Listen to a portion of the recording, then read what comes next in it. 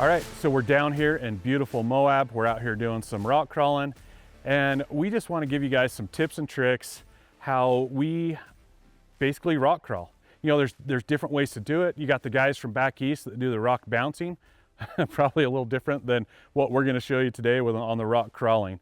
You know, it's amazing how much grip you get out of these rocks. It's called slick rock, but it grips so good. And so now, you know, you just have to really kind of change your mindset a little bit about how much grip there really is. And so we're just going to pick a couple obstacles, go over a couple topics, and show you guys how we do it.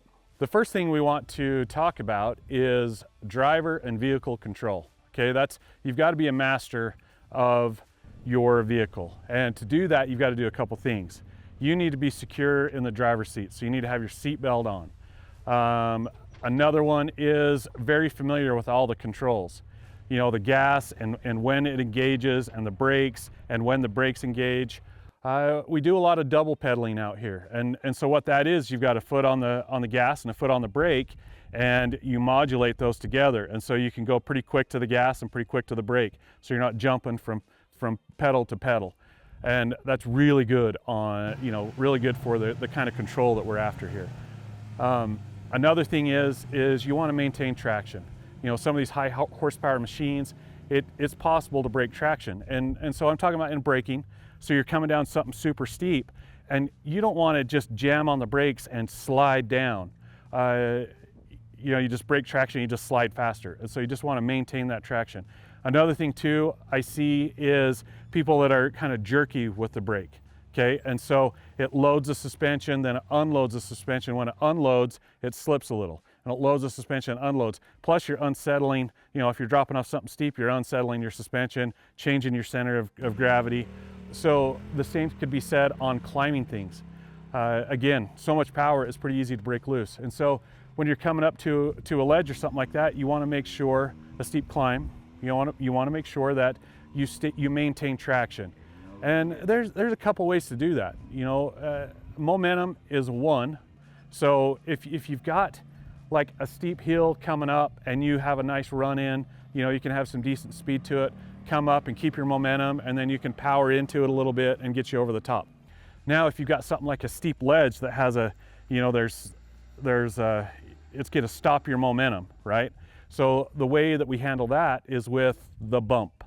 And so basically what you're going to do is, you know, you can crawl your front tire over or up to something, but when your back tire gets it where all that weight is, where all that traction that you really need to climb something, you're going to want to back off that thing 6 to 12 inches. And then I always say go from there. And so you're on your brake and you just gas it from there and go. You don't gas it a little bit and go up to the ledge again and then try to gas it up. You want that momentum. So you go back that 6 to 12 inches, give it some gas, and that momentum is going to bump you up on that first little ledge. And that makes all the difference. Along with double pedaling is, you know, you need to be really smooth with your throttle, right? And one of the tricks that we learned, I had to have someone show me, is bracing your foot against the tunnel. So the transmission tunnel or whatever. So you've got your pedal here, and if you brace your foot against that tunnel a little bit, and it gives some resistance. And so you can give it a little bit gas, but it's not bouncing all over. Some vehicles are a little harder, like the X3 is a little harder. And so, but that has good, you can brace your knee against the tunnel as well and kind of put your heel down in. And so that really smooths that out as well. All right, so the next item we want to talk about is line choice. And this is huge. This is a very big deal. So line choice is kind of like a game of chess, right?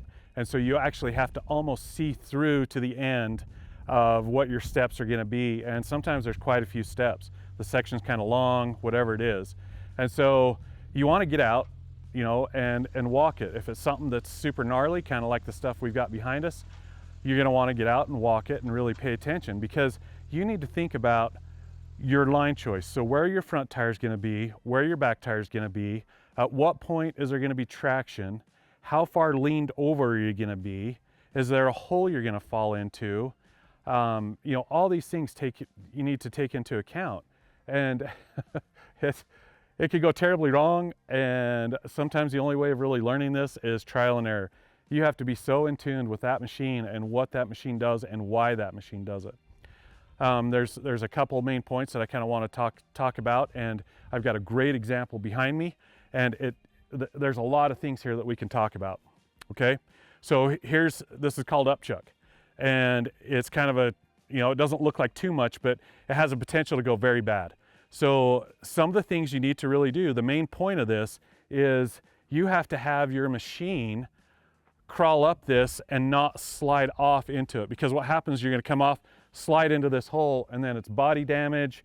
You drop down here in a hole and you end up rolling over backwards. And so the line is, you want to make sure that your driver's side tire stays against this side right here, stays on that edge.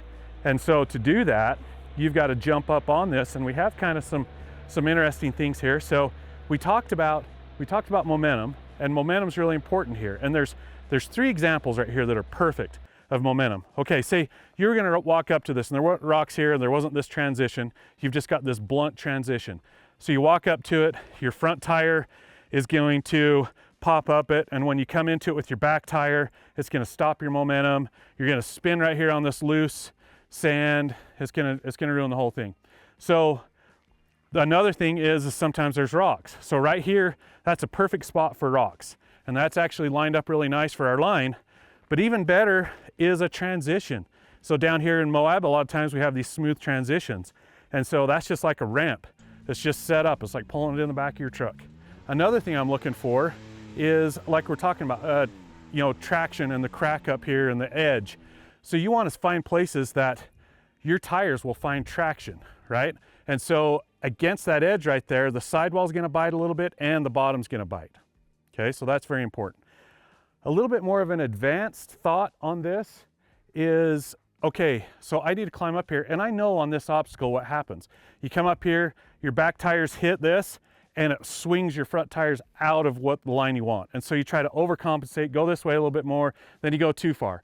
And so there's kind of a fine balance in here. And crawling it's a matter of inches. 1 inch too far either way, it's gonna mess up the whole line. And you get to do it again. Not always a bad thing, as long as you don't roll over, break, crash. But this right here, so I'm talking about using maybe a crack or something, this right here has an edge to it. If this rock wasn't here and you just have this edge, I don't know that you'd want to walk up to that and hit it with your back tire, because when you do hit it, no matter how much momentum you have, you're going to slide in this hole. And so there's a little hump right here. So the line right there is actually putting your tire right there, and it's not going to flop out of that. It's not going to slide out of that. And that's just using everything for traction. And finally, and really important, is smooth throttle. So you're going to want to basically decide what your throttle setting is going to be clear back here when you're sitting on the flat. Because once you crawl up this, you don't want to be adjusting. You don't want to be giving it more gas, a lot more gas, a lot less gas. You just want to make sure and keep that nice and steady. Again, back to bracing your foot on the tunnel, bracing your knee against the dash, whatever it is to make that throttle be smooth. That's going to be the secret to your success. Something else that was really alarming is visibility. You just can't see out of these machines. Some machines are worse than others, but that is an excellent time to have a spotter. So you've already walked it, you know your lines, you've communicated with your spotter, and they can guide you. They can help you with this game of inches all the way through. Very important. To wrap this up, very important items. So it's line choice, seeing through the whole entire obstacle. The next thing is maintaining traction, whether that is coming down or going up. And the next thing is to have fun with these things and push yourself. This is what you bought it for. It might not be for what your wife thought you bought it for, but that's definitely what you bought it for. And then also come check out our website, Rocky Mountain ATVMC.com. We've got everything there that you're gonna need to come out and have a good time. We have things like winches in case you get in trouble, and tow straps, and bigger tires to make the traction better. We even have, when you're spotting, we have the headsets that are wirelessly connected, so your driver and your spotter can be connected. So everything you need, we have it. Don't forget to like this video, subscribe if you like this kind of content, and we will see you next time.